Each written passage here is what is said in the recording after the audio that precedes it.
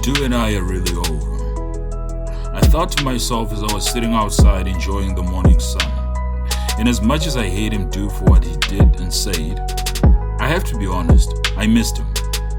I cannot justify his actions or even come close to it, but one thing is for sure, I was happy when we were together, and the moments we shared were very special to me. I tried to convince myself that I never wanted to see him or hear from him again, but the more I did that, the more I missed him. No one had ever made me happy the way that he did, but at the same time, nobody had ever hurt me the way he did. I guess the saying by Sharp's Codes is true. The greatest joy in the world and the worst pain in the world can have the same source, it's just a matter of timing.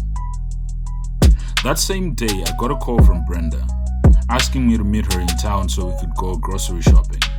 I was so excited, I rushed to get cleaned up, and within 20 to 30 minutes, I was out of the house and at the station. While at the station, that's when I saw someone I never thought I would see again. You, I said, so you're alive? It was Danai, and she responded, "Hi, Nakai." Wow, I just said. I don't know whether to kill you here and now or just wait for the police to deal with you. What are you talking about? She asked. I've been wondering where you've been this whole time. How are you? The devil must be your creator. How wicked can you be? Oh, so after playing a part in ruining my life, you now want to stand here and play angel. Hell must be your hometown, Danai. Look, I don't have time for this, I responded. And then I said, okay, that's a lot, especially coming from someone I consider a friend. Nakai, I don't want to attract any unnecessary attention since we're in a public place. Let's meet up and catch up. I couldn't even respond to her. I turned around and went back home. I called Brenda and told her I wasn't coming anymore. She could hear from the tone of my voice that something was wrong. She just said okay and hung up. I got home and locked myself in my room and cried my emotions out. I heard my phone ringing. I just ignored it without even checking who was calling. Bumping into Danai was probably the worst thing that could happen that day. I felt like strangling her to death. I couldn't believe that she had the audacity to act all innocent and pretend like she knew nothing. Later that day, Brenda came home. She knocked on the door to my room for minutes. At first, I couldn't hear her because I had passed out. Finally, I woke up and opened the door for her. We sat and talked. I explained to her what happened. She was so angry and she actually wanted to go and look for Danai, but I stopped her. She called the officer who was working my case and told him everything. I checked my phone and it had 5 missed calls from Mdu.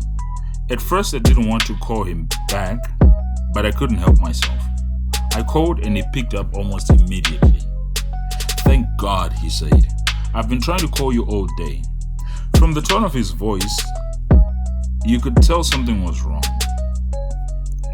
I just said to him, Mdu, calm down. What's going on? He responded, where are you? I need to see you, and please, it's very important. At first, I wasn't sure if I should trust him, but the way he was talking actually made me a bit worried, so I agreed to meet up with him. In about 30 minutes, he was at Brenda's house, breathing heavily and with a look of shock on his face. Dude, what's going on? I asked. You look like you've seen a ghost or something. He responded, honestly, at this point, I wish it was a ghost. I know what happened to you that night. All of it. I responded, what are you talking about, Peter? And he said, I was out with some friends having a few drinks when one of my friends called me to the side and started apologizing to me and saying that he wished he had told me earlier. Drew started narrating everything that the friend had told him. He said, Danai and Joe, her friend who was having a birthday, had made a deal. Joe wanted you, but Danai made it clear to him that you were taken and that you would never consider it. Sensing that Danai was telling the truth, Joe told her not to worry about it. All she had to do was get you to the party and he would take care of the rest.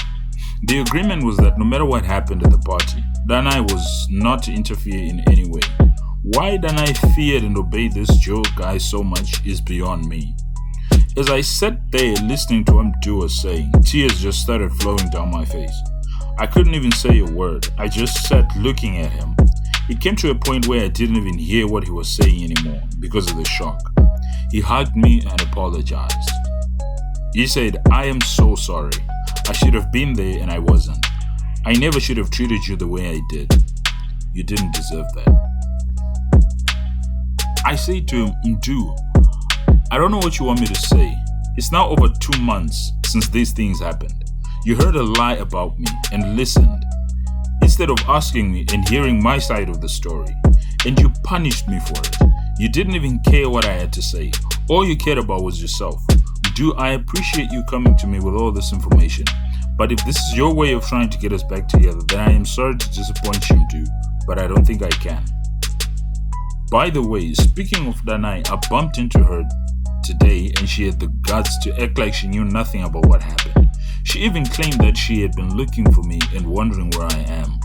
Mdu responded, "That's impossible. Danai ran away a month ago when she heard the police were looking for her. Maybe you just mistaken someone for her." I told him, "Mdu, I'm not stupid. I know who I saw." Brenda came where we were sitting and asked to talk to Mdu. I stood up and went to my room. I don't know what they talked about, but it must have been something tense, because the next thing I saw through the window was Mdu leaving with a very sad looking face.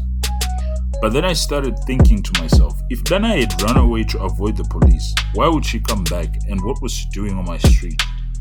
I could feel that something wasn't right. While I was in deep thought, my phone rang. It was Danai.